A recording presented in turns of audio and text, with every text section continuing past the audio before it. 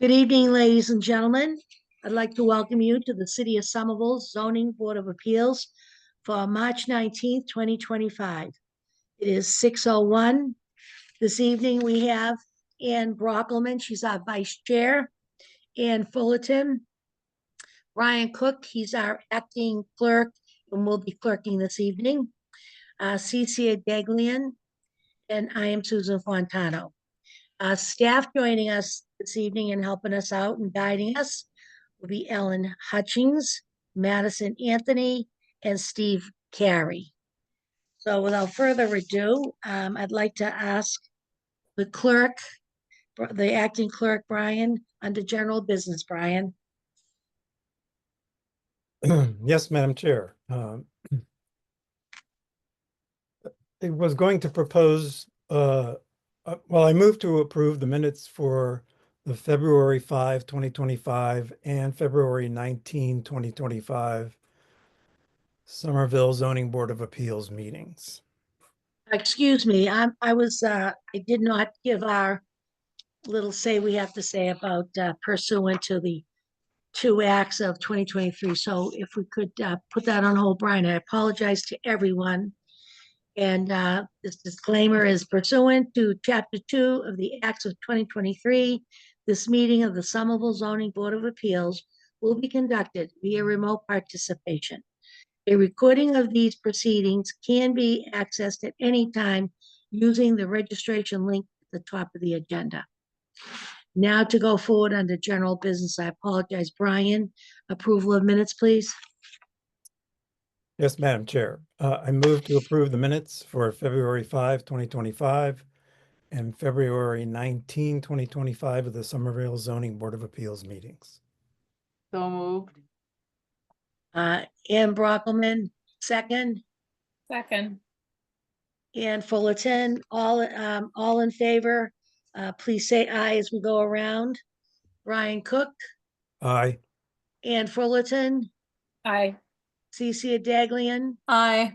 Ann Brockelman, Aye. and I am Susan Fontano, aye. Let the record show it was unanimous approval of said minutes. Thank you. Next business is public hearings. First case is going to be 11 Garfield Avenue.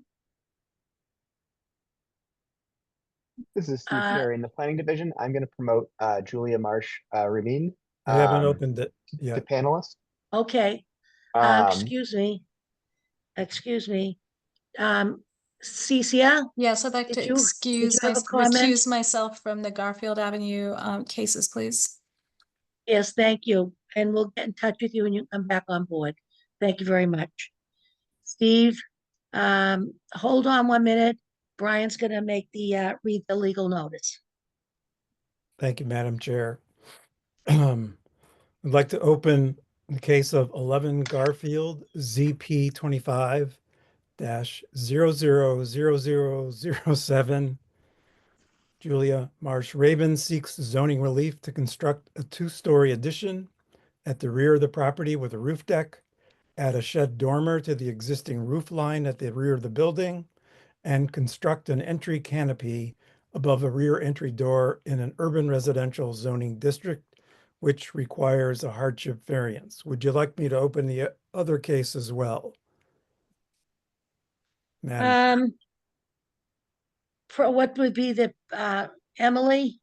Should we do one at a time, Steve? Yes, Madam Chair, this is Emily Hutchings, staff for the Planning, Preservation and Zoning Division. Yes, if you want to open both of them, you can have hold both of those public hearings simultaneously since they're both about the same project. There will just need to be 2 motions at the end, one for each. Beautiful, thank you. Brian, would you please do that? Yes.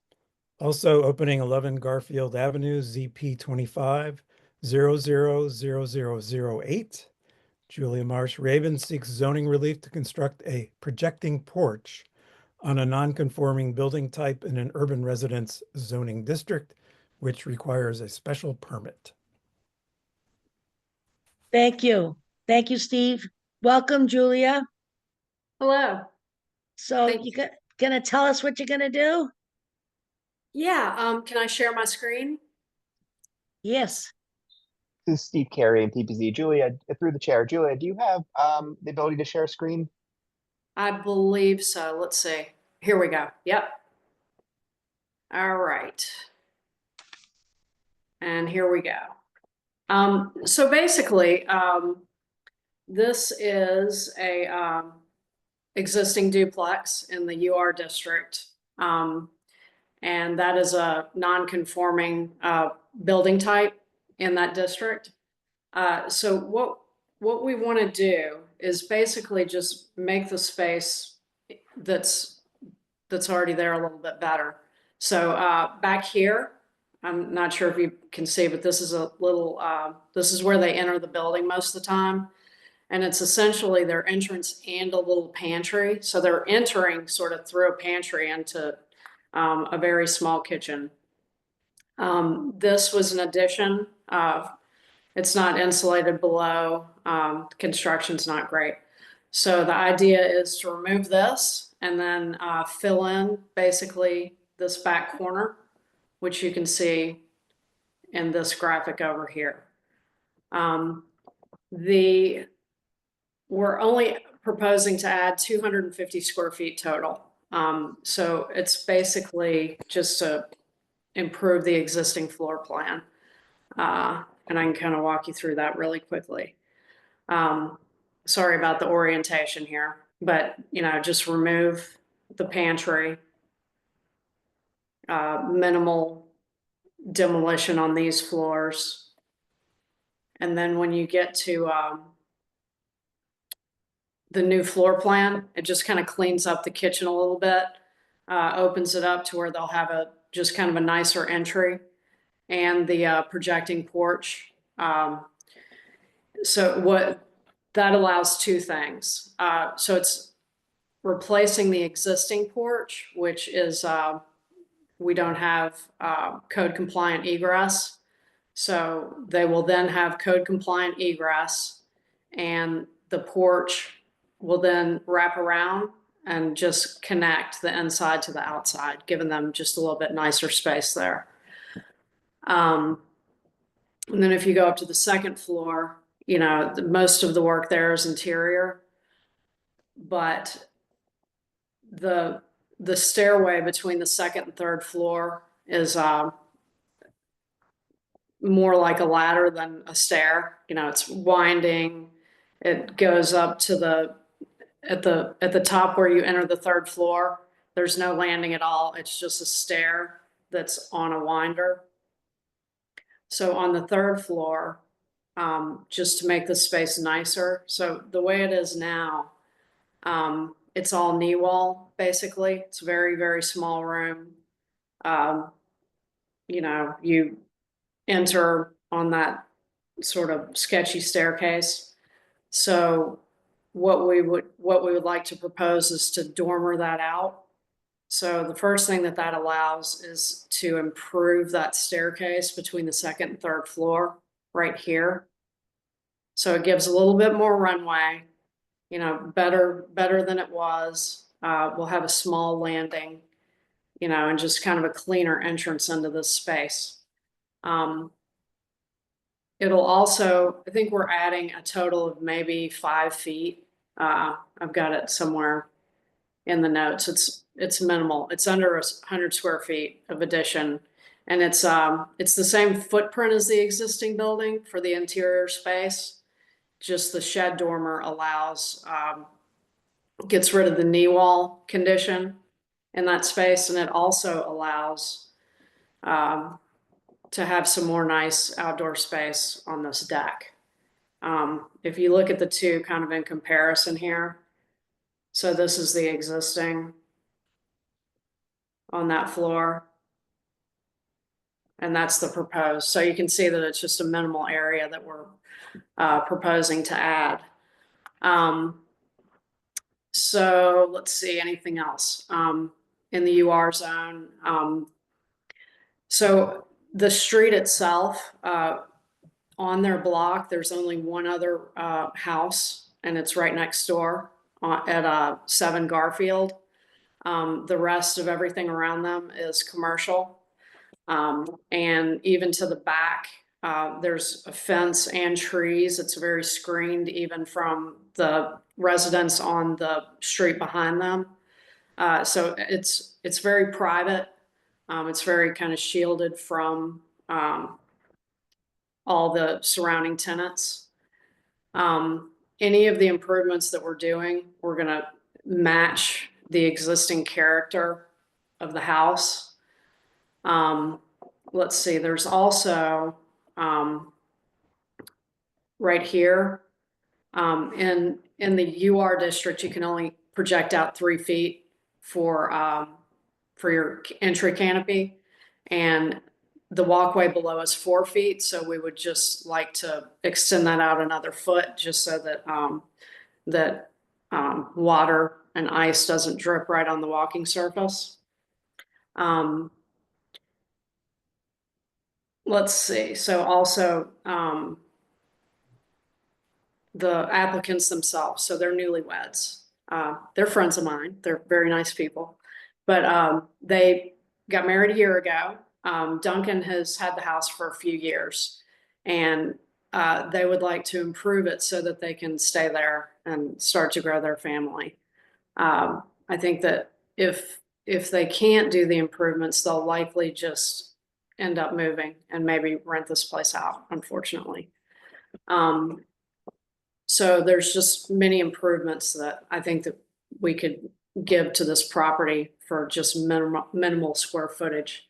Now, when it comes to the shed dormer, I know within the UR district, it's supposed to be 50% of the roof line.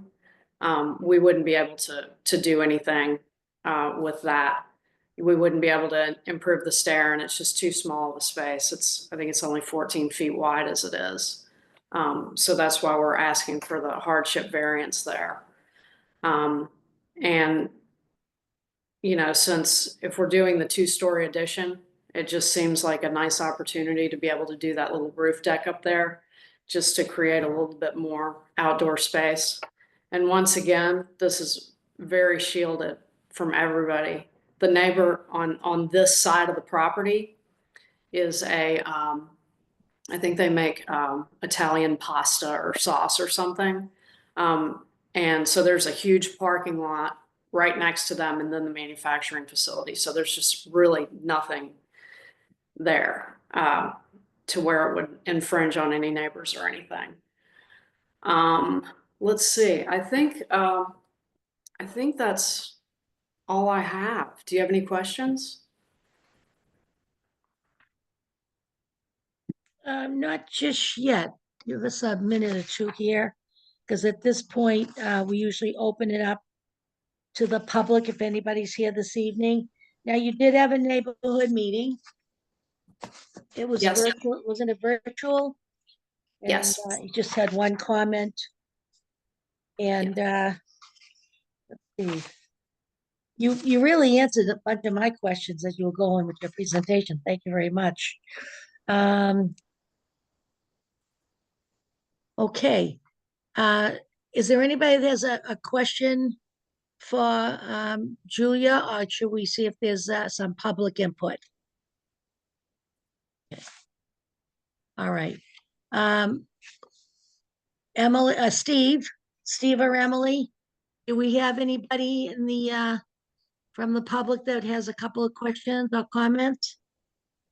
Madam Chair, through you, this is Emily Hutchings. I am going to take back the screen share for a minute, just so I can share my the clock for our 2-minute timer.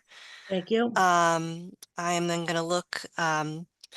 So at this time, you've opened the public hearing for public comment. And members of the public, if you would have a comment that you would like to provide about either of these cases or this project, please raise your hand and I can unmute you and allow you to speak. Madam Chair, I see Arita Steves has her hand up. Rita, I have allowed you to talk, so you will need to unmute yourself and then you will be able to speak.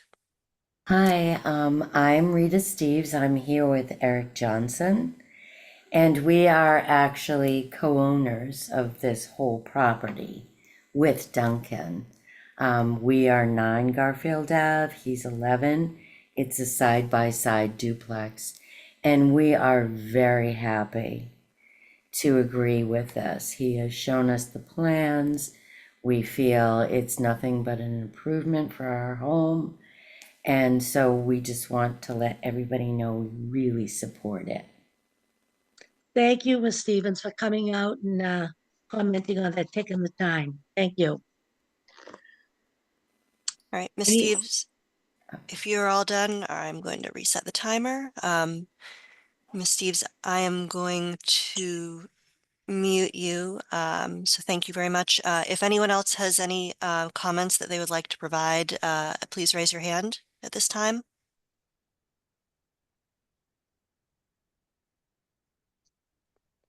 Madam Chair, I am not seeing any other raised hands at this time.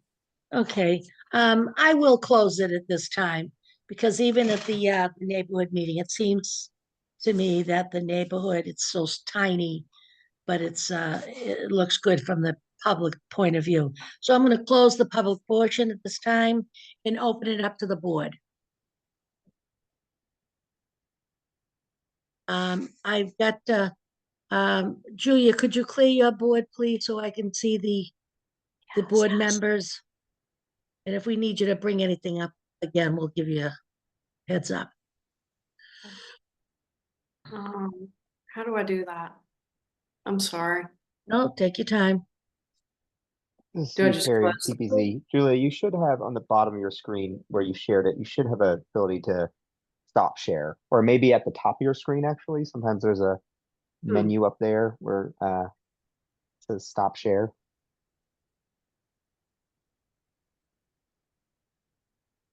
One second. I apologize. Here we go. There it is. There we go. Beautiful. Thank you very much. Yeah, you stay with us. So, you heard the presentation.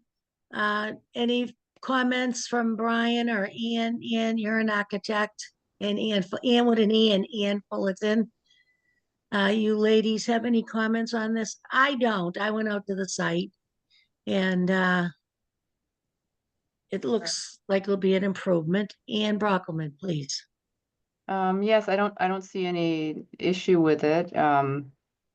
You've just kind of squared out the corner, right? You didn't go beyond the existing mass. I see that the deck is wider than the previous one by inches, which is fine. So it seems like you really are doing the minimal, which is kind of what we weighed, the minimal ask, right, in order to get what you need, even though it's non-compliant.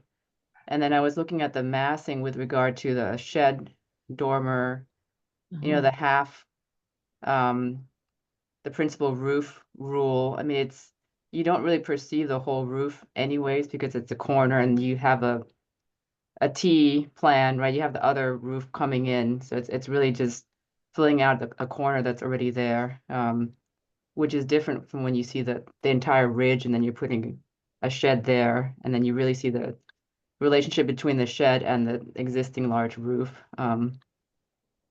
which is not perceived. Plus, it's in the back, so it seems very subtle and clever at the same time. So I support the project. Thank you, Ann. Ann Fullerton and Brian, you're okay with this? Yep. Yep, Ann, yep, okay. So that's good. So let's make our presentation, Brian. We're gonna go for it. Now, let me ask a question from staff.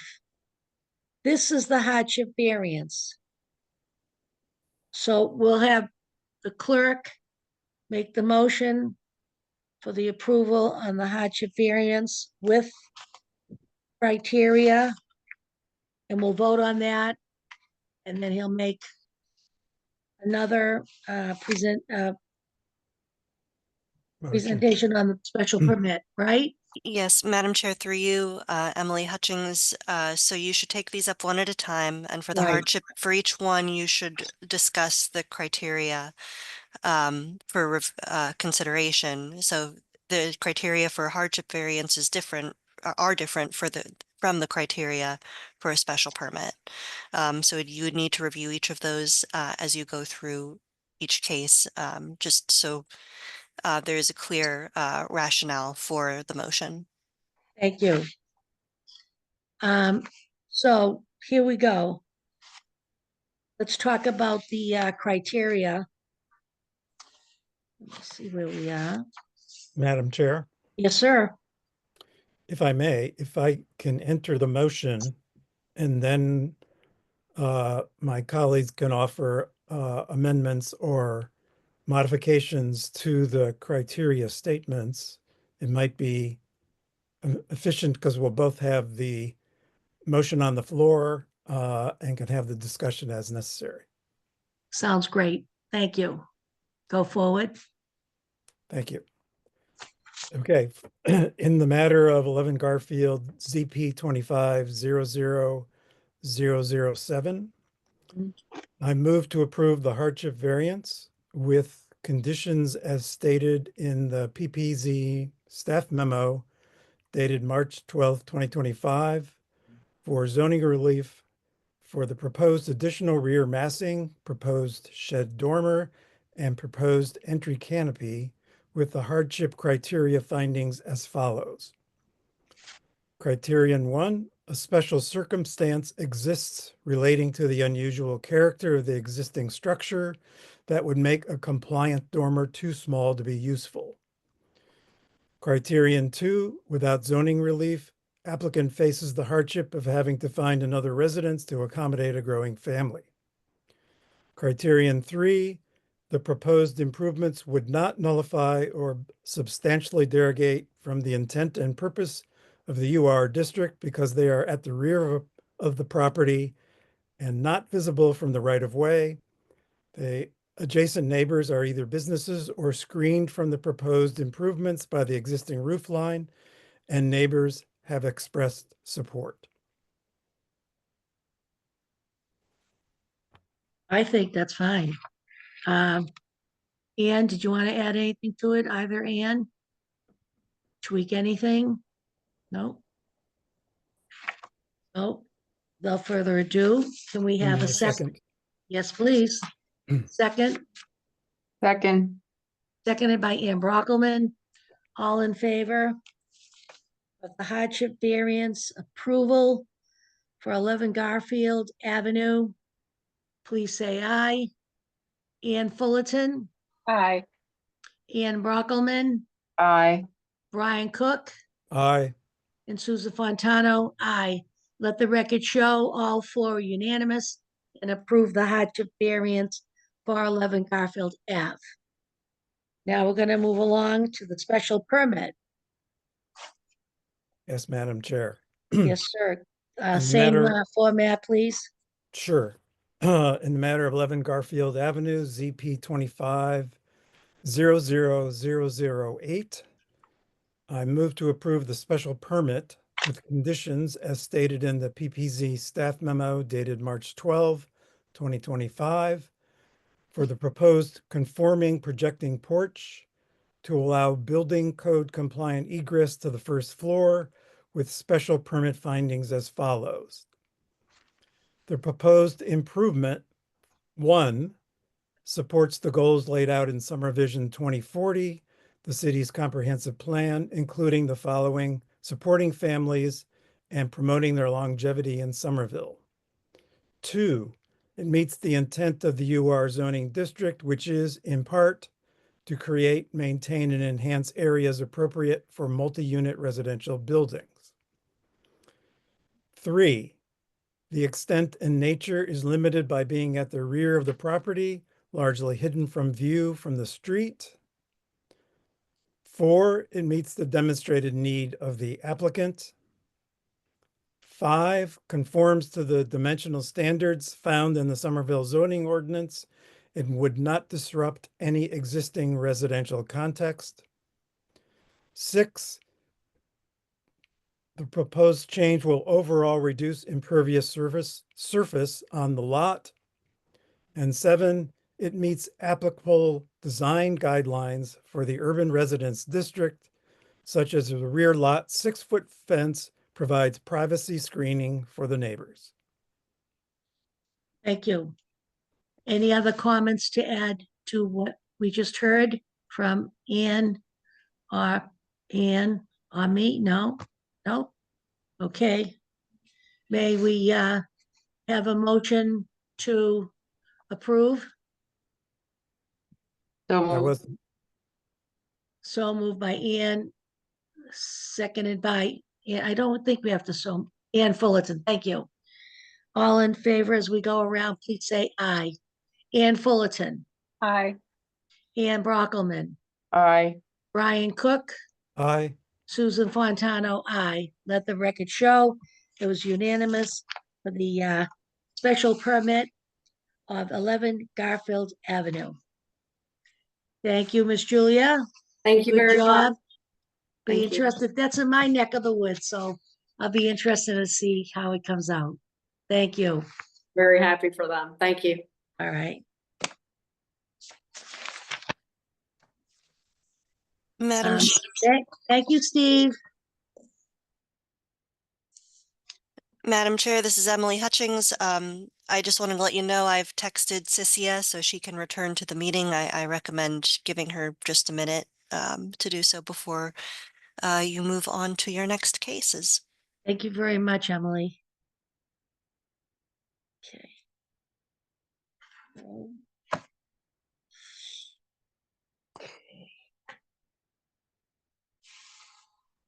Two, 6.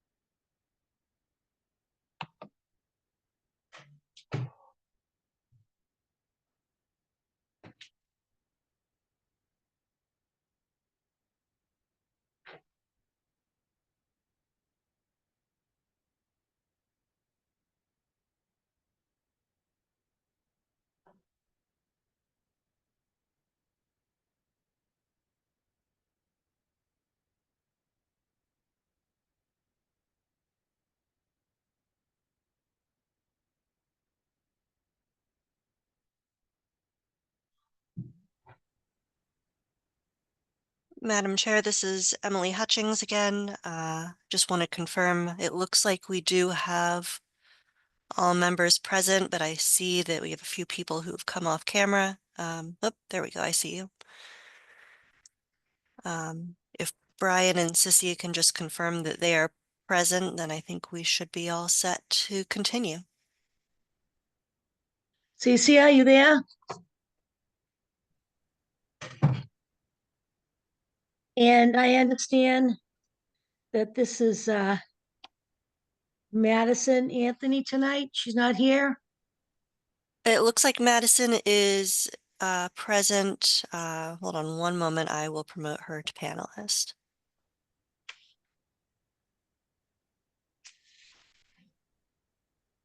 Here we are. Might be taking Sissy a moment to get set up. Yep, this is Madison Anthony. I'm here now. Just letting you know. Thank you, Madison. So I do see Sissy here, but looks like she might be having some trouble coming on screen or unmuting. All right, we'll give her a minute.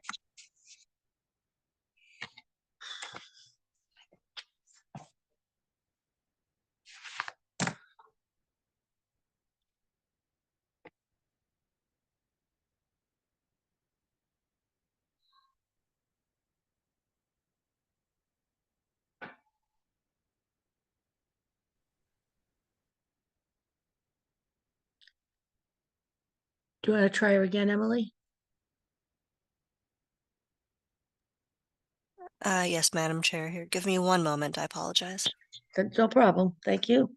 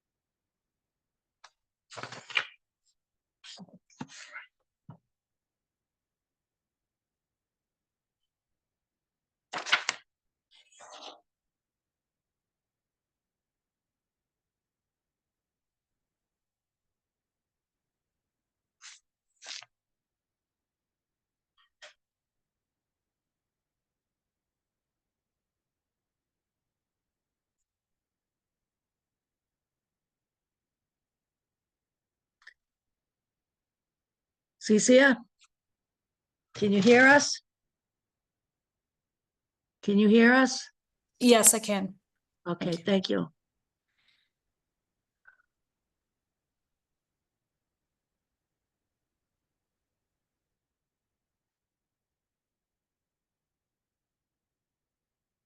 Right, Madam Chair, through you, I think we're all set to open the hearings for 181 Pearl Street.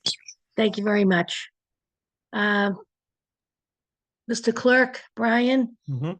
could you please open this case up, please? I will.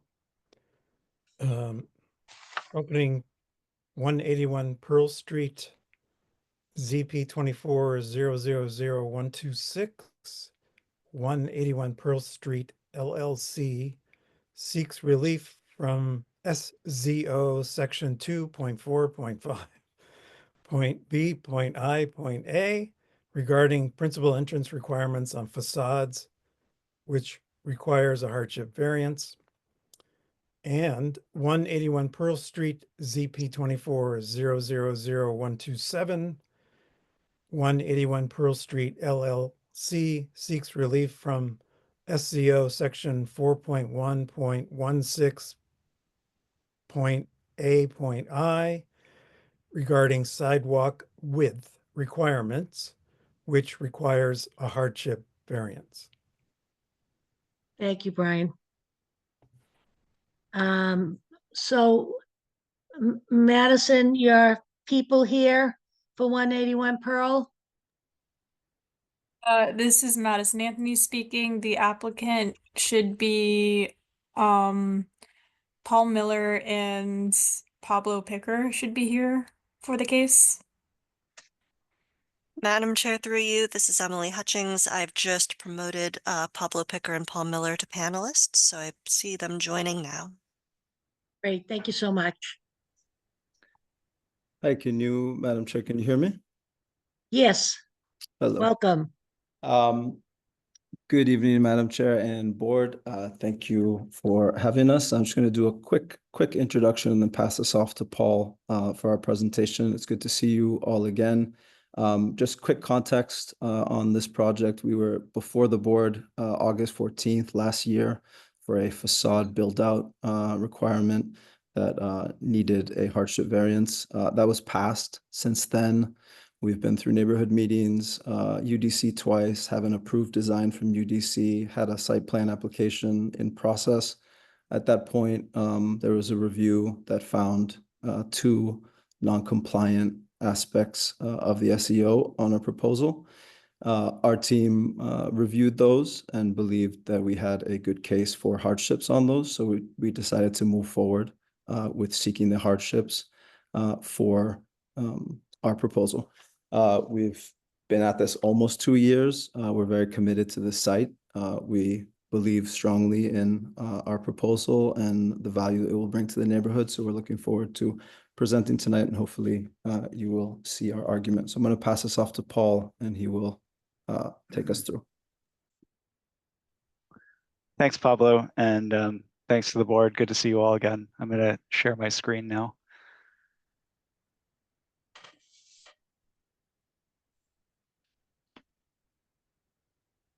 Okay, can everyone see my screen? Yes. Okay, great.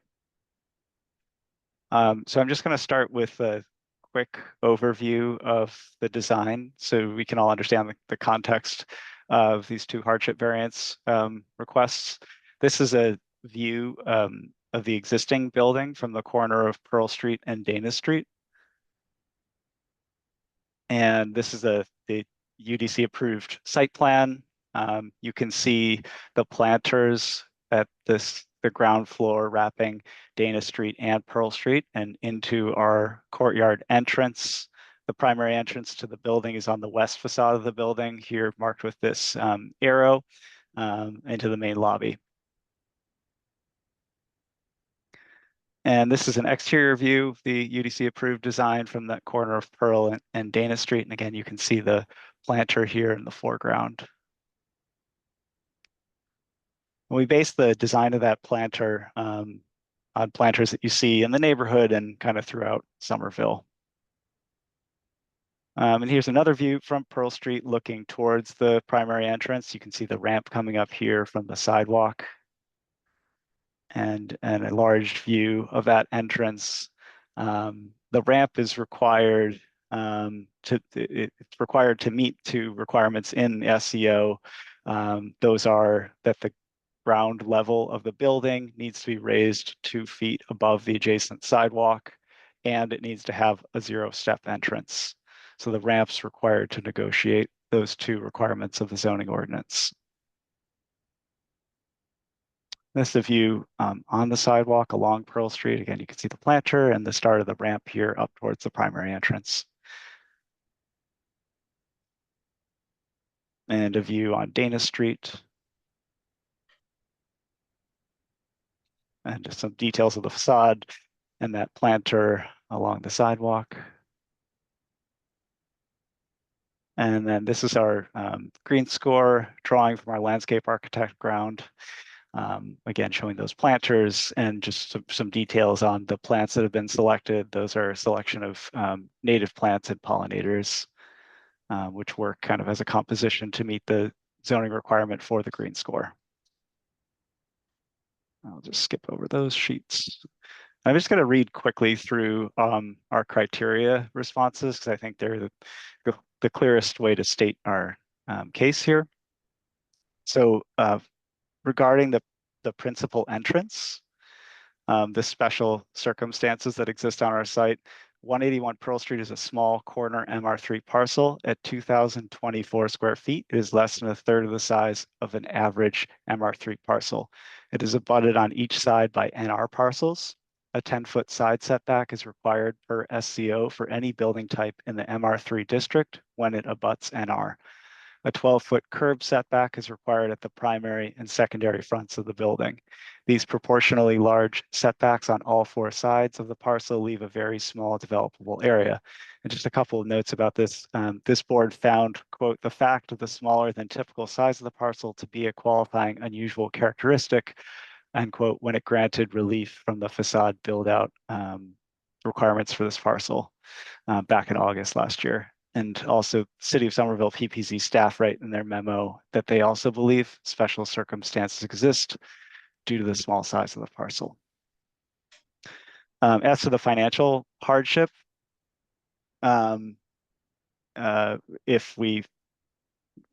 was a literal enforcement of the provision of the ordinance, given that there is only a small developable area after the setbacks are met, the residential units that we're proposing require at least 2 bedrooms in each to be financially viable. And it is only possible to fit 2 bedrooms while meeting all of the other building code and zoning ordinance requirements with the internal stairs in their proposed location at the southwest corner of the building. Reworking the entrance to put it on the front of the building would require the stairs, those internal stairs, to move to the back of the building, eliminating the possibility of second bedrooms. This is a substantial financial hardship. Additionally, the bike room would need to be located at the street level if we put the entrance at the front of the building. along Pearl Street. And that would eliminate the possibility of space below it on the lower level, putting further financial strain on the project. And finally, as I was mentioning earlier, the SCO requires the building to be raised 2 feet from sidewalk level and have a 0-step entrance. So a ramp is required to meet those 2 SCO requirements. Reworking the entrance to put it on the front of the building would require a second opening in the facade and a separate set of stairs, which would be a significant cost and financial hardship, as well as an equity issue, which we're going to discuss in criteria C. So we believe that this proposal is not detrimental to the public good nor derogating to the SCO. Given the constraints of the zoning ordinance, the building code, and the accessibility code, the ramp creates as direct of a connection as possible from the street to the principal entrance while remaining equitable and visually prominent and creating a sense of place with the integrated stoop, the planters, and the adjacent street tree. Allowing the building to have this courtyard entrance does not cause detriment to the public good. On the contrary, the proposed single courtyard entrance allows everyone, regardless of physical abilities, to enter the building in the same place. This is fair and just. Adding a second separate street-facing entrance marginalizes people who must use the ramp to enter the building. And we believe an intent of the zoning ordinance is to promote this kind of fair and just access to the city and its buildings. So that's the end of our responses to the criteria for the principal entrance relief that we're seeking. Just a diagram to show the point that I was just making there. On the left is the UDC approved plan or proposed plan, showing the ramp along the west side of the site. So everyone's going to use this ramp to get into the building, regardless of their physical abilities. If we are required to have an entrance on the street-facing facade, as I was just saying, we have to add a set of stairs and a second opening in the facade. And so people who need to use a ramp are going to be going on a longer path and a different path from people who are able to use the stairs. And you can see the bikes down here at street level, just to the right of those where the stairs would need to go. Should I keep going into the sidewalk width as well? Sure. Okay. So the special circumstances, this is exactly the same. These are the same circumstances that I read for the principal entrance relief. So I won't go through that again. The financial hardship, if there was literal enforcement of the ordinance about the sidewalk width, to meet the 12 feet wide sidewalk requirement, part of the paved sidewalk width would need to be within the parcel boundary of 181 Pearl Street. The proposed project includes planters within this required pave zone to help meet the green score required in the MR3 district. If the planters were removed from the required pave zone, the project would no longer meet the green score. The footprint of the proposed building would need to shrink to make additional ground level space for plantings and or permeable area, which contribute to the required green score. And shrinking the building area would be a substantial financial hardship. And then last criteria C here, that desirable relief could be granted without causing substantial detriment to the public good. Granting relief on the paved sidewalk width does not cause detriment to the public good. The proposed paved zone is at a minimum, it's actually 8'6" wide in our proposal, and provides a continuous 6-foot concrete walkway, which Public Space and Urban Forestry requested during our site plan approval conversations with them. The 6-foot wide walkway is consistent with the guidelines for new thoroughfares in the zoning ordinance. The planters provide a visual amenity for the neighborhood and contribute to the city's resiliency and ecological goals by increasing permeable area and adding native species and pollinators to diversify the local habitat. A bench is also built into the planters, extending the stoop culture of the neighborhood that is an important part of Somerville's culture. And just a note here, the City of Somerville Peace Subdivision commented in their memo that, quote, the proposed location of the plantings increases the chances of plant survival and good health. There's logic in placing plantings along the street.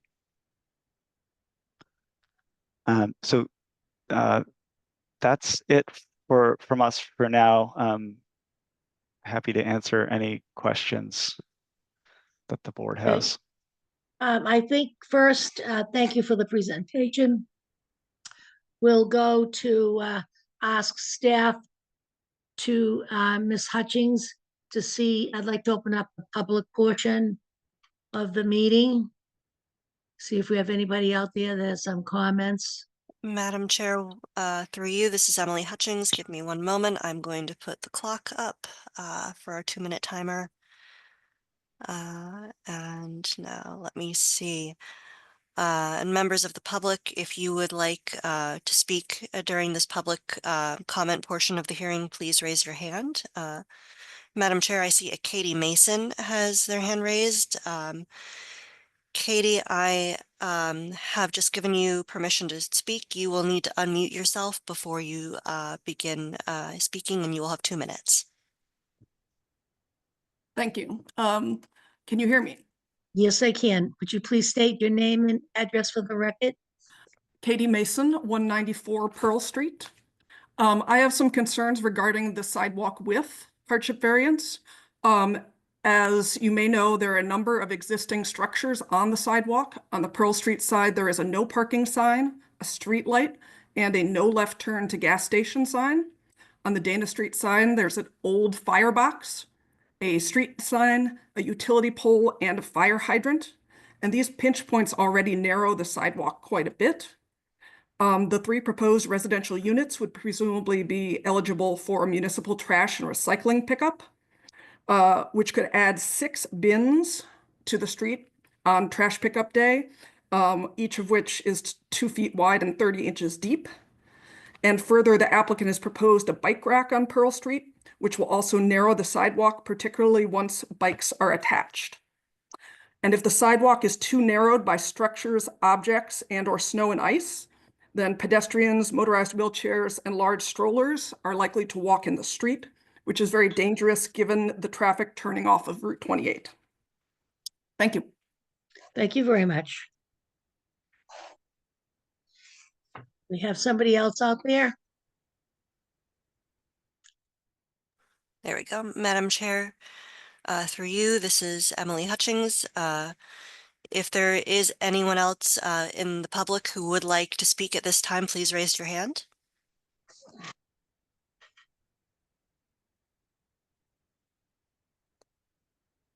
Madam Chair, I am not seeing anyone else has raised their hand at this time. Okay, at this point, I'm gonna leave this open for while we talk a little bit in case somebody chimes in. Okay, May I respond to, sorry, Madam Chair, may I respond to Katie Mason's comments just to provide some additional information about the sidewalk design? yes, yes. Okay, I'm going to share my screen again.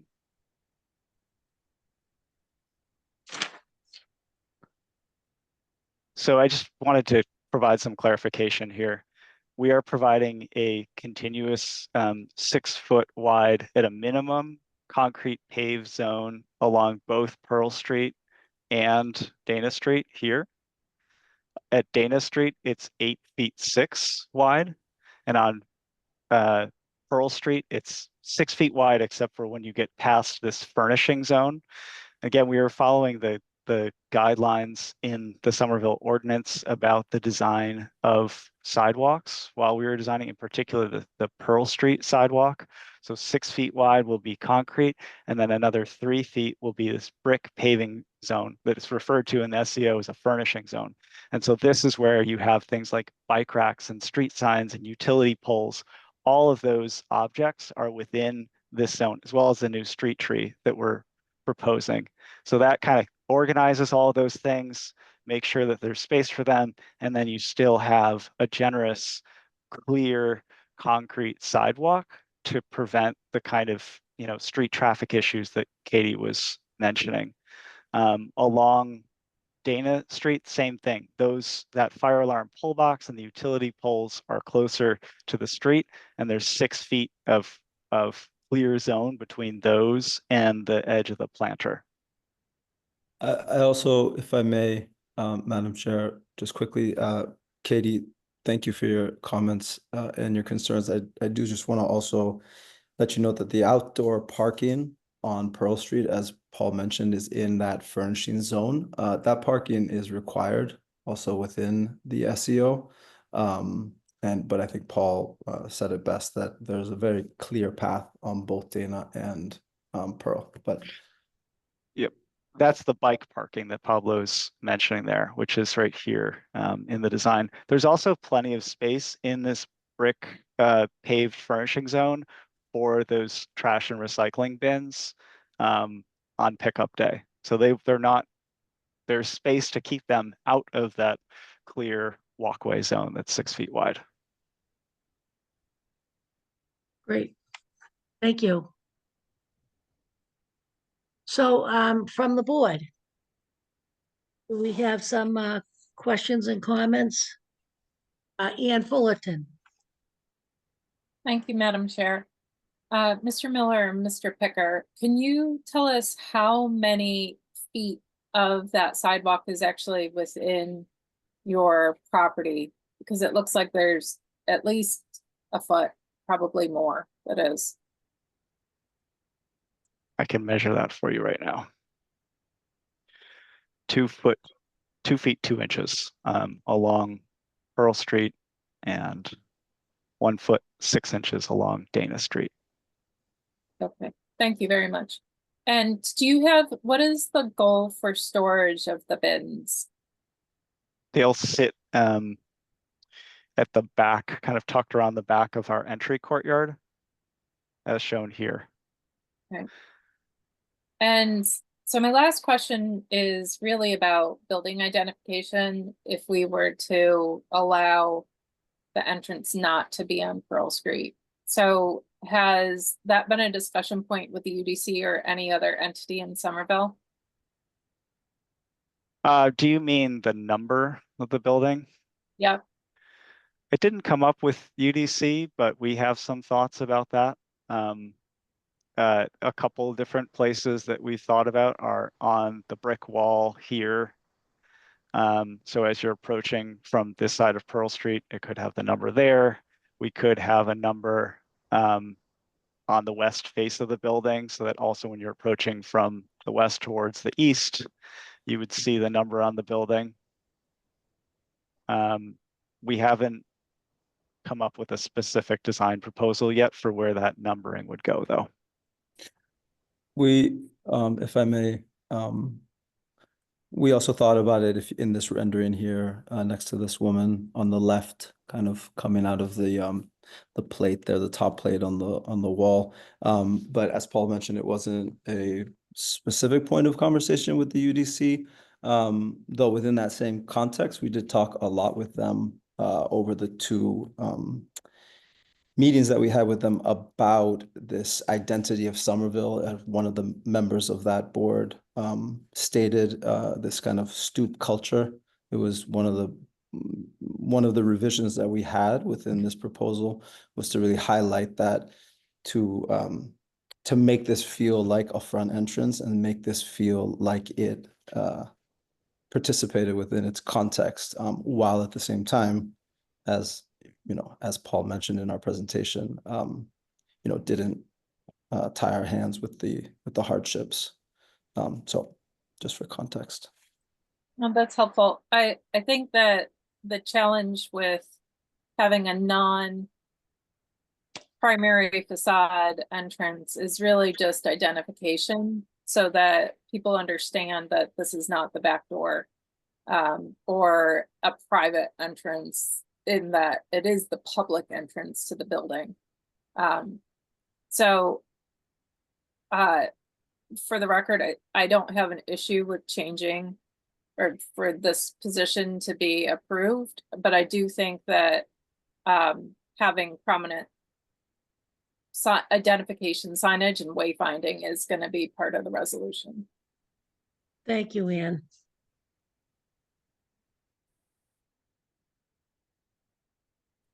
Anybody else? I can't see anybody. You have to clear your Okay. wall. Thank you. Okay, hands are up. Let's, you don't mind, Mr. Cook and Brockelman? While we're on, I just wanted to build on Member Fulton's questions and the public comment on the sidewalk. I'm familiar with the property. I actually wasn't here with the previous meeting, so this is a nice surprise to see. Where the chain link is currently, that is on the property line, is that right? That's correct. So, and then if you show one of your renderings, the low wall, like you said, goes back 2 feet. That's where the Ye- pattern on the ramp starts, right? Correct. That's kind of, The chain link is sort of at the ground aligned with yeah, right the here. neighbors do build right Correct. up to the property Correct. line. And then on the other side as well. Yes. So you So- are experientially the experience of the sidewalk will be wider than currently done, and you're using a planter instead of a chain link, instead of the chain link fence. Okay. So Correct. we're gaining 2 feet, not 12 total. Okay, thank you. Yes, that's all correct. Yep. May I continue, Madam Chair? Please do. So with regard to the ramp, I appreciate seeing the alternative, you demonstrating the actual alternative. So sometimes we're all playing architect here. What else can we do? I think it's the right move. The way I imagine it in my head, not the way you showed it, was that the ramp would be along the front facade, right? That we see a lot of buildings where the ramp parallels the sidewalk, if you want to draw that. And so that's not such a pleasant barrier between the sidewalk and the building. We had a ramp blocking the facade on either side. And having everyone as one primary entrance, it's sort of the spirit of universal design that everyone does go through the same main approach, which is good. With regard to 12 feet, does the ordinance say 12 feet has to be paved or just has to be where the building meets the ground? It has to be It's not. usable sidewalk? I believe that it's an unclear part of the ordinance. It says that Yeah. a 12-foot sidewalk is required. And the PPZ staff has clarified that their interpretation is that it must be paved. Sidewalk meaning usable. So for example, if you started a lawn on grade with the sidewalk, but it's whether it's about the usability of the sidewalk or the massing in relation to the proportion of the height of the massing in relation to the width of the sidewalk. Emily, staff, you got on. Do you have anything to say, to add? Thank you, Member Brockelman. Madam Chair, through you, I did just want to note that PPZ staff does not make determinations on zoning compliance. That is ISD's purview.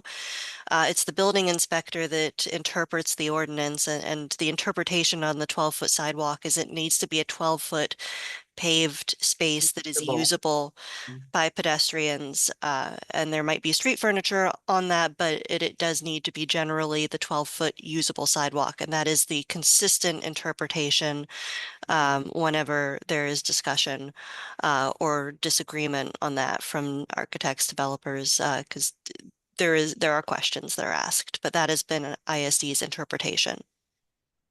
Thank you. I mean, it's in terms of massing, right? Sidewalk width to building massing. If you had a building which much bigger, and actually taller would make sense. This is quite a compact footprint. I feel like it is proportional. And then they had to choose that or green score, you know, or adding more pervious actual greenery to the corner, which is, you know, quite dreary right now with the McGrath right there and the gas station or the mechanic right across the street. So I do like the planting idea, and I think because they're kind of at the edge of a neighborhood, it's, you know, the end of the residential zone. I think you do need some transition, right? So no one standing right under your bedroom window off the sidewalk if there was nothing. So I think the green does both, you know, provides green planting, and then I think it's just a more urban area, a needed transition to actually protect the building. So I mean, I think it's a well thought out solution, and I'm happy to support that. Thank you. Thank you, Ann. Thank you. Mr. Miller, could you put up the slide that shows the building with the sidewalk, with the trees and everything? Yeah, one of these Yes. here. Put up that right This? there. Yeah. All right. So in other words, from what is this? Crushed stone at the bottom? I see the Yeah. concrete. Yes, so from- that's the tree pit, which would be some kind of permeable material. It is shown as crushed stone in the rendering. Whether or not we would actually choose to do that, I don't know. It may end up being soil, and there's an opportunity to plant it as well. Well, how much space do you need for the tree? The We depth were and the width. advised, yeah, we were advised by our landscape architect to hold a minimum of 3 feet by 6 feet. And we've gone a bit beyond that because we didn't feel that we needed the brick pavers for that entire area. And it does help with tree health to make it larger. So right now it's about 3 feet by 11 feet. 11 feet long. Correct.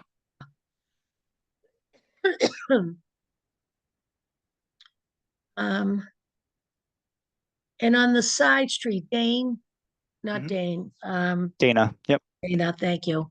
no problem. Let's see that one. Okay. Now, what's the width there up to your bricks to the curb? 8 feet 6 inches. And as you go down the street, continuing, it's continuous that width? No, the sidewalk is narrower in front of both neighbors. So you can see That's what I thought. the brick wall that runs adjacent to the two NR neighboring parcels Yeah. runs out to catch the end of their fences. I So see. they have a chain link fence along their property line, which leaves something around 7 feet from the chain link fence to the curb. Mhm. And then same thing here with the Pearl Street neighbor. They don't have chain link here. They have a vinyl fence with these stone balusters, but the same thing. They come right out to the property line. And it's about 7 feet from the property line there to the curb. So we are pushing the face of our planters back from that into the site to create a wider sidewalk zone. Yeah. What is that barrel by the street sign? That's an existing trash can. That's an existing trash can. And is that gonna stay? Pablo, do city- you want to speak to that? It's a city trash can. It's Oh, one okay. of the metal, black metal ones. Oh, You want to okay. pull up, you want to pull up the existing conditions at the beginning of the presentation? I see. Yeah. It'd be nice if people use that. Right now, they're just using the front of the building to throw their Yeah. trash. And next to it, I see, their stone wall there, they've got, that belongs to the next door neighbor, right? That's correct. The face of, so this is the east face of this baluster. It's kind of right on the property line. And that's, you're gonna go in with your brick there, they know that? Can you say that again, please? The next door, the abutter, the neighbor, when you put up your brick wall that comes out, you're gonna hide that?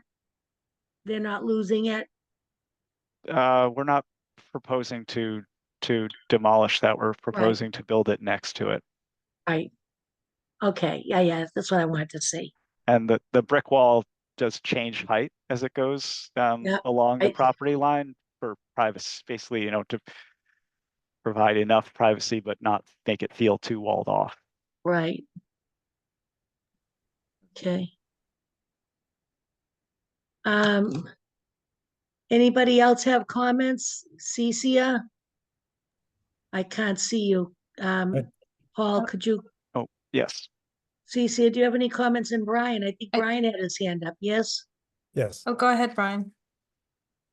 thank you. It's partly, through you, Madam Chair, partly a question for either the applicant or staff, which is in the NR district, what is the required sidewalk width?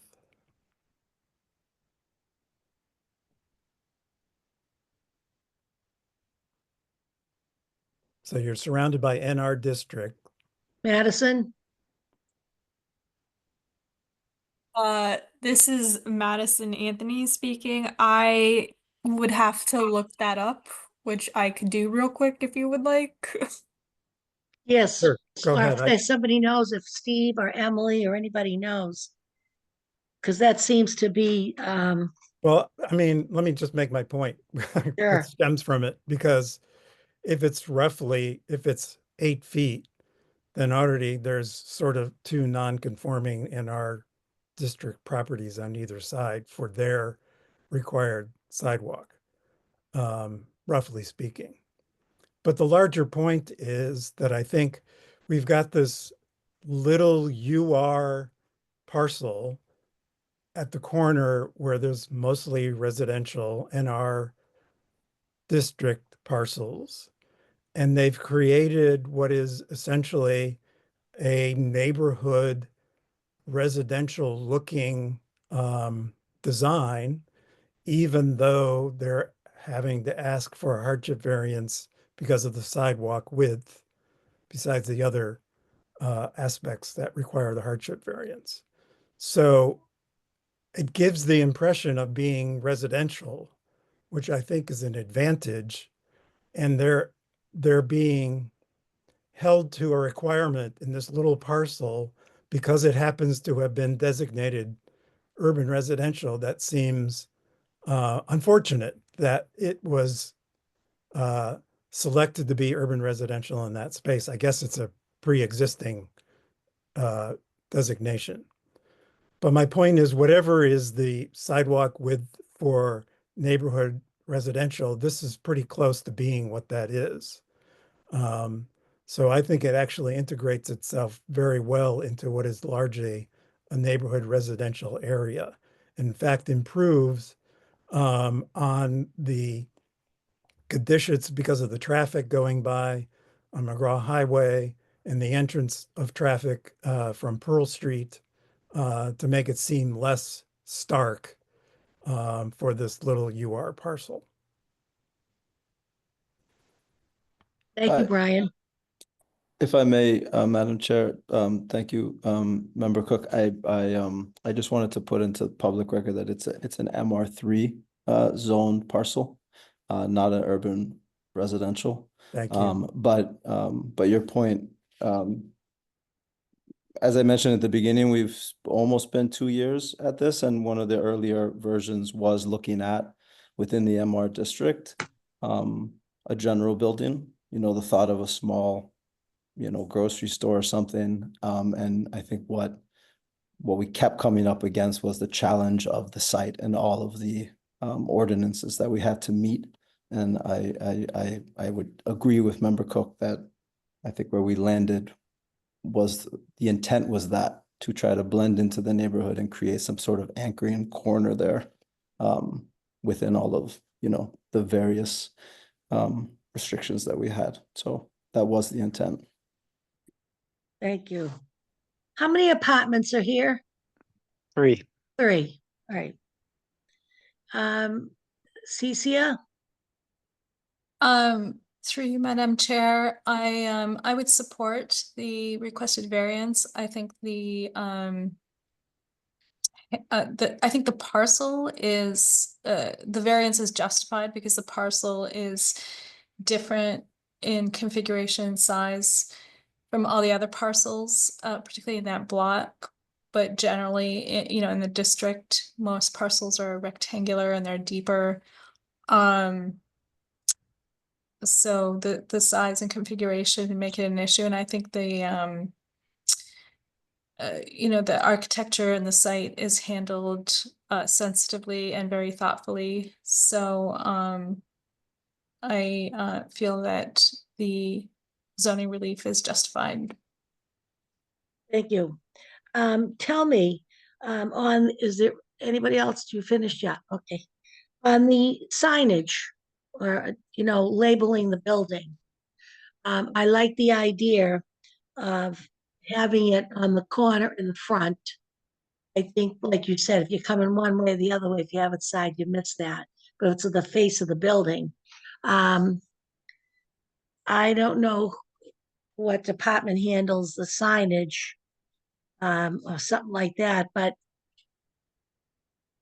I'm wondering if it's not too busy, I'm just throwing it out there, to have because our thing is that we're looking for consistency, for people to know they enter the building by the front of the building. That's the theory of the zoning. So because they see the ramp, that may not be enough. And I don't know what kind of lighting you're using on that, because what's the distance from the beginning to the door on that ramp? Do you know offhand? It'll be about 24 feet because it's Yeah. a 1 to 12 ramp that has to go up 2 feet. Right, about 24, okay. So are you folks planning on any lighting there? Or my next comment was gonna be, if you do 181, would you put Pearl Street? But that's something we can get into, you can get into later, but it's important for us to have some sort of understanding if we're gonna approve the hardship variance and you don't have a front entrance on Pearl Street. So I was just wondering if you guys have given that any more thought of actually, putting the signature right on the building of what it is. And Yeah. it's something that people, where it's different, they could be able to see it or figure it out. Yeah, we had, Madam Chair, we had talked in our 2 hearings with the UDC. One of the conversations that came up was lighting. And we did talk about lighting that ramp, having a sense of kind of, again, entrance, leading public residents into the building. And also, I don't know if it would please the board or staff can speak to this. One of the requirements for our UDC approval was to just show if we got through the planning board, to show material prior to building permit, just for them to review in person. So that might be also a time where we can, whether it's that board or somebody else giving their input. But I think logically in my mind would be, if Paul, if you want to bring up the sketch, right on the building there, or I still kind of imagine, like a little sign, an oval type kind of coming out of the cap there on the smaller brick wall where the railing is, with a nice light coming up that says 181 Pearl. I would agree that on the side, on the side coming up that ramp is not going to be visible from people coming No, from Pearl. So I think something facing Pearl with good lighting, I think saying Pearl Street, I think makes sense also. So I would agree with all of those points. Does the board, have anything to say about what I said about that? Madam Chair, Yes, Ann Fullerton, Um, please. I would support a condition attached to our approval that the UDC reviews a signage package proposal as part of their future final review before permit. Thank you. Because I was just thinking, like, if we're gonna approve something like this as a hardship variance, then maybe it's gotta be tweaked a little bit. For me, anyway, to be a little more comfortable with it, to try and keep it in kind with the theory that it's in the front. You know, because technically there's the breakage there, there's the banister there, there's the rate. And if we have the address right there, I think it's easier for people who are not used to the neighborhood or this building to recognize it and recognize the building and label it, name it. All right, anybody else have a comment pro or con? I'd like to hear. Ian, Cecia, Brian, anybody? No? Yes, Madam Chair, I just wanted to clarify what Member Fullerton said. She would Yes. like an additional condition Yeah, for an additional review by UDC for the labeling of the building. Madam Chair, through you. yes, Member Cook, what I would said is that the condition would be that the signage package be part of their final UDC review, which is already required as part of their UDC approval.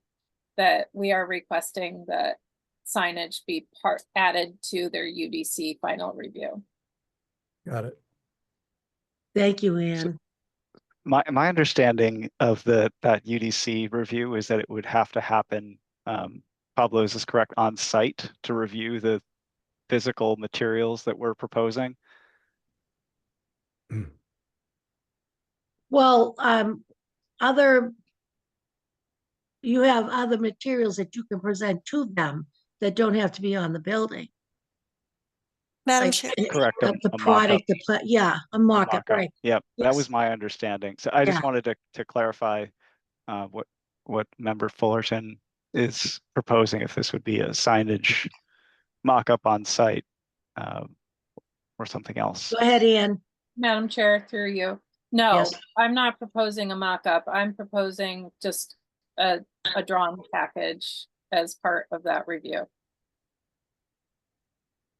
Right. Madam Chair, through you, this is Emily Hutchings. Do you mind if I interject for a No, moment? please do, Emily. I just want to note that it seems like the ZBA is getting into the realm of site plan approval considerations rather than hardship variance considerations right now. With design, which is understandable given the context of the project, but I do want to note what is on the table right now is the two hardship variances, and the specific criteria for those include the first criterion is whether there is something unique about the lot, the parcel, the soil that makes this a redesign with compliance completely unviable. And so I do also want to note that this is a project that is required to go through the site plan approval process. The applicant has already gone through the Urban Design Commission, but they will be going to the planning board for review of aspects, including design. So where I want to provide caution is that the ZBA right now might make a requirement or some consideration that might conflict with the planning board purview. So just want to make sure that as you consider potential conditions of approval or simple recommendations, that you recognize that this is going to go through a full site plan approval process with a public hearing at that time as well, with full review of the design aspects and other aspects of the development of the site. So you're saying that if we wanted to make just a simple request, is that what the word you used? We could do that somehow, but not make it a condition of approval. So you're able to write this condition of approval, or you could provide a recommendation that the applicant go back to the UDC. But this is also something that you could request that they provide updated plans at the planning board. Again, I want to note that the design of the full project is not what is under consideration here. It is whether these two specific requests are reasonable and meet the criteria for a hardship variance, not how best to design the property to integrate the requests. All right, thank you. Madam Chair, through you. Yes, Ann Fullerton. I just want to respond to Ms. Hutchings' comments. I understand the request, but I do think that not having signage as part of the delivery of this request for moving the front entrance from the facade is a big deal. So, which is why I would like the condition to be as open as possible, that our condition is that somebody has to review signage attached to the facade on the main street. I don't necessarily want them to come back to zoning, for they don't. It'd be great if it was handled by one of the other board processes that they already have to go through. So if you could help us with appropriate language, that would be awesome. May I also just say, just to clarify, that the project's already been approved by the UDC with the condition that they're going to review these physical material samples, but the design has already been approved. Well, the design's been approved by them, but it's a hardship variance and we don't have to approve it. Understood. Yeah, Madam Chair, through you, Emily Hutchings, Member Fullerton, I do want to address, I appreciate the clarification, and I apologize if there was some confusion on my part. I do also want to note the Urban Design Commission is a recommending body. They make recommendations to the planning board, but the planning board is the board that approves, reviews and makes the determination for a site plan approval process. So I think the ZBA, it is within their purview to make a condition that the applicant submit signage. I might suggest that it be submitted to the planning board to continue the process rather than the UDC. But again, that is a suggestion. I go with suggestion to the planning board. And do you? Madam Chair, I agree that Yeah. I'm happy for this to just be accumulated into the rest of their process already in front of them. Right. Like I said, because I mean, they've gone through this, but it's still a hardship. It's not here on the sidewalk. It's not on the front, it's on the side of the building, as a matter of fact. It's not even to look up and you see a doorway there with a long gateway. So, so to me, not having some sort of little wiggle room from us to either the planning board or whomever, and I trust Emily Hutchins' professional opinion. She knows this stuff in and out. I feel like I'm approving something blindly that's very, very serious. And it's a hardship variance. And, you know, it just seems lately, some of the hardship variances we're approving more than years past when I was on the board. So I gotta have something that makes me feel that this is a legitimate thing that might happen, and it will still be the front, right of the front of the building, the address, and that's it. I feel comfortable with that. That people aren't gonna be walking around going in the other neighbor's yard or going around the other side street looking for a front door. Say, where's the front of this building? It's Pearl Street. Okay, so Brian, yes, I was just gonna try out a language. Yeah. On members of the board and see how it works. yeah, So the motion will say with conditions as stated in the staff memo dated March 13th, 2025, and an additional condition that a signage package be submitted as part of planning board review. Do you need something more specific than that? Site plan review or something else?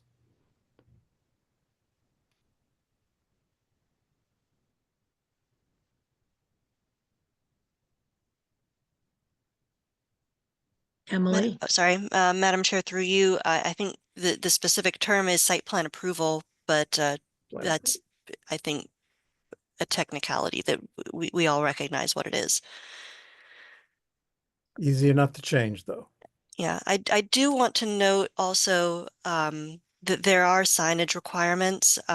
This was just brought to my attention. There are signs that are required to be above the principal entrances, which are supposed to be on the primary facade.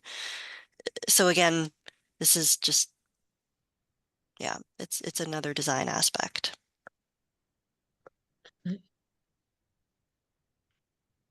Could it be in two places? I You know, think that's when they figure it out. You know, I can put something over the door at the end, something small that says, oh, here it is, you know, whatever. You know, because like, where's the mail being delivered? there's the mailboxes are in the lobby. The lobby, okay. Madam Chair, I think we can leave that to site plan approval. Yeah. To suss out how many signs are required.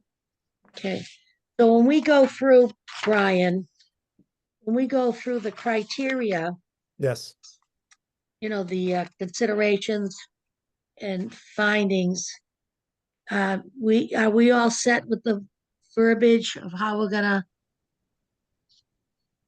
are you gonna permit, As Places. before, if the facade would be first, that would be the one, the two, entrance, six. the principal entrance would be Right. first, and then the sidewalk width would be the second hardship. Right, right, And I have language for the criteria. okay, If we place the motion on the floor, then that gives the board an opportunity to modify the condition language if they're not satisfied with it. great. My question to the board is, are you ready to vote on the hardship variance? Yes, yes, yes. Madam, Emily Hutchins, please. thank you, Madam Chair. I just want to note that you have not yet closed the public portion of the hearing. Thank you. You did leave it open. I do also want to note that there is a hand raised, Oh, okay. but it's, Well, we'd like to hear it anyway. I'd like to have people cut their say. So if you can open that up for them, please, in the 2-minute time zone, is that convenient? Thank you. yes, Madam Chair, one moment. Thank you. I see Laura Roderick has her hand raised. Laura, I have given you permission to speak. You will need to unmute on your end and state your name for the record. Yes, hi, my name is Laura Roderick. Madam Chair, I apologize for being very late into this meeting. What's your address, Laura? It is 7 Garfield Ave. My concern was the hardship variance that's going to happen at 11 Garfield Ave, which I'm sure you've already discussed. But Already voted. unfortunately, I work a 12-hour shift and just got home. So I don't know what's happening, and that variance will actually be over my backyard. So I feel it's something that I would really like to, I don't even know what the plan is. I just received this notification. And my backyard is right up against their fence. I'm concerned about the construction that's going to take place. If this is going to have, you know, it's going to increase the rodent population once we start opening up construction. The debris that could end up in my backyard. So I have those concerns. Well, I'm gonna ask Emily to chime in with me, but I'm so sorry that you weren't notified in adequate time and you had no access, you know, to a phone or whatever to be able to monitor this because it is virtual. I'm a nurse. I'm a nurse. I can't access things like this. Okay, that's fine. Yeah. That's all fine. I'm sorry for that. But we already voted on it. So the only thing I would like is if the office, Emily, through it was Steve Carey that handled the case. If somehow you can get a hold of somebody, and can she be able to talk to somebody about, this is going forward. As it goes forward, it's done nicely and properly with consideration to the neighborhood. So, Mhm. Madam Chair, through you, this is Emily Hutchings. Ms. Roderick, I apologize if there was any confusion. In the future, I'm one of the senior planners for the Planning Preservation and Zoning Division. In the future, you are able to reach out and submit comments in written format as well ahead of the meeting. I understand this does you no good at this time. I don't think, because the vote has already been taken, the public hearing has already been closed, I don't believe there's anything that can be done regarding the hardship variance, but I do encourage you to reach out to ISD regarding construction requirements. You are welcome to reach out to planning@somervillema.gov as well, and we can make sure to direct you to the right people with your concerns. And we can try to at least get you in the right direction so your questions can be answered.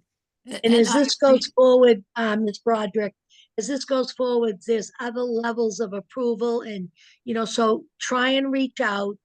See if you can get some like phone numbers or whatever. I'm sure at the office, Emily, they'll help you and they'll fine tune it as they go forward. Hey, you might be worried about extra stuff that's not going to happen. We spoke, the architect was here tonight. She was lovely, very professional, had a great presentation. Mhm. The gentleman that's living there, he's staying there.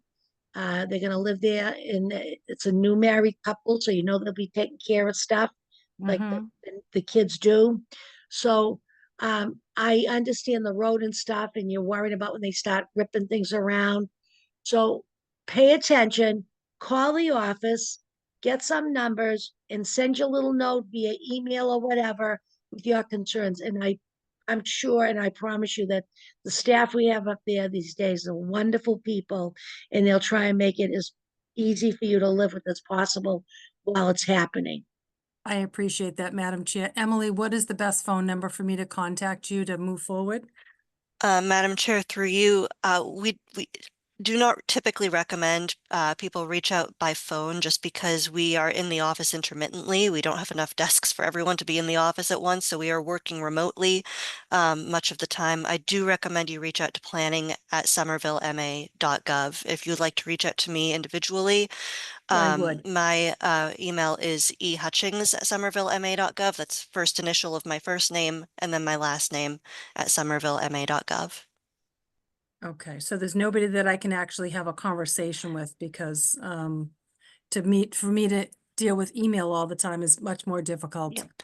So we might be able to schedule something, but Okay. and there is a phone number that you can call, but I'm certain that you will get a response more quickly if you reach out via email first. Our phone number is on our website.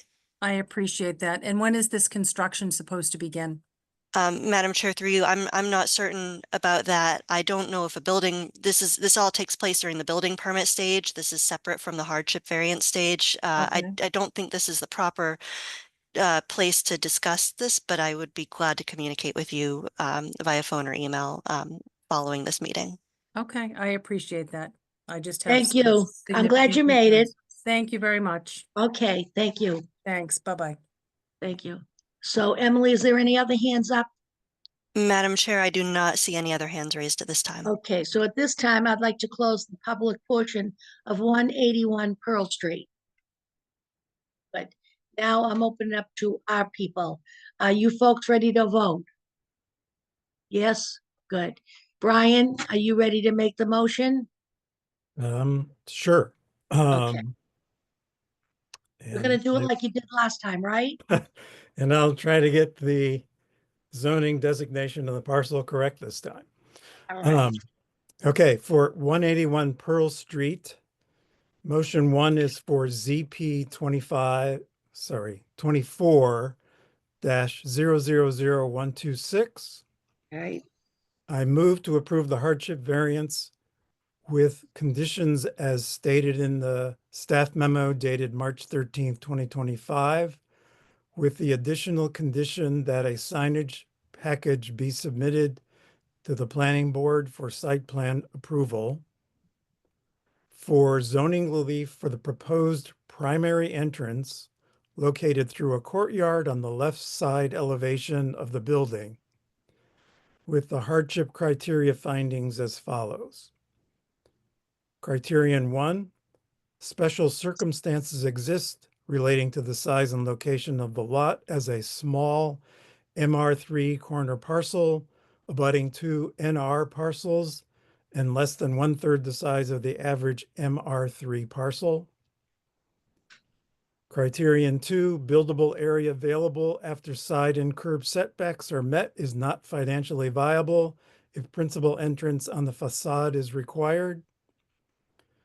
Criterion 3, a courtyard principal entrance does not cause substantial detriment to the public good, nor substantially derogates the intent and purpose of the MR3 district by providing a more equitable entrance for persons of all abilities.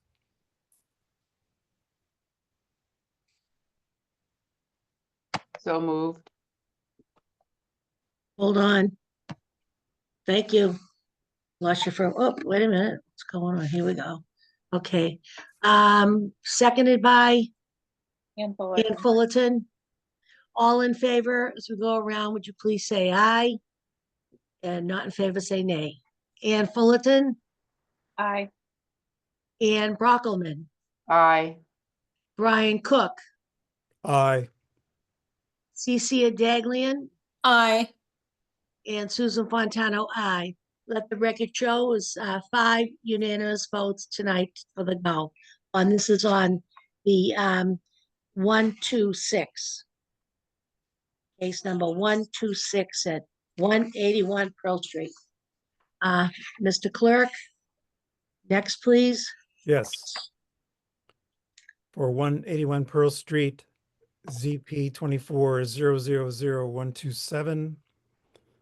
I move to approve the hardship variance with conditions as stated in the staff memo dated March 13th, 2025 for zoning relief for sidewalk width requirements with the hardship criteria findings as follows.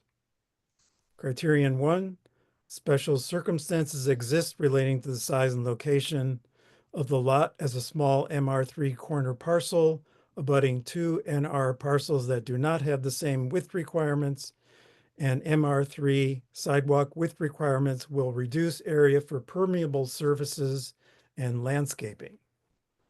Criterion 2, meeting the MR3 sidewalk width requirements and meeting required green score will reduce buildable area, causing a financial hardship.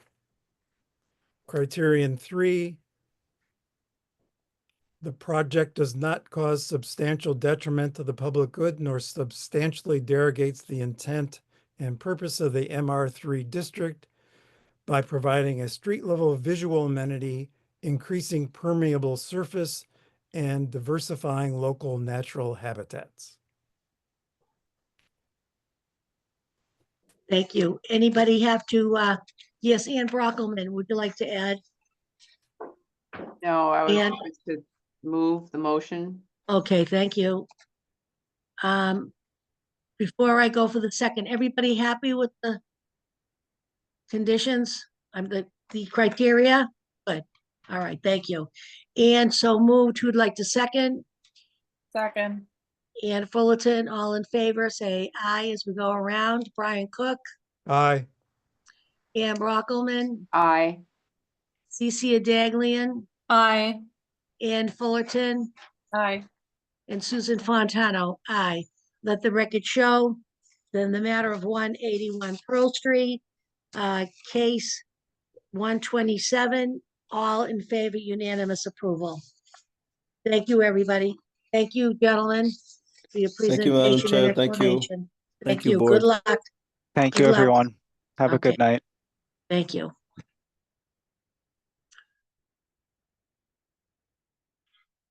Okay, any other business here tonight? Anybody have any other business? No, hearing none. Okay, may I have a motion to close the meeting? Yes, Madam Chair, I move to adjourn the Somerville Zoning Board of Appeals meeting of March 19th, 2025. Thank you. May I have a second? Second. Seconded. Okay, all in favor? So we go around, say aye. Cece Daglian, Aye. Ann Brockelman, Aye. Ann Fullerton, Aye. Brian Cook, Aye. and Susan Fontano. Aye. Let the record show it's unanimous. Thank you, everyone. Thank you to staff, Emily, Madison, Steve. You were all very helpful, and I think we did good tonight. We did well. They were kind of little toughies and tricky. Brian, good job presentation. Hi, Madison. There you are. We get to see your face. Anybody? That's it. Well, listen, everybody. When's our next meeting? April 2nd, April Second. 2nd. and there are items on the agenda. So Oh, boy. no, oh, no. Well, at least it's not April 1st, April Fool's Day. April 2nd. We'll see you all then. Thanks, everybody. Take care. Good Good night. night. have a Good good night. night.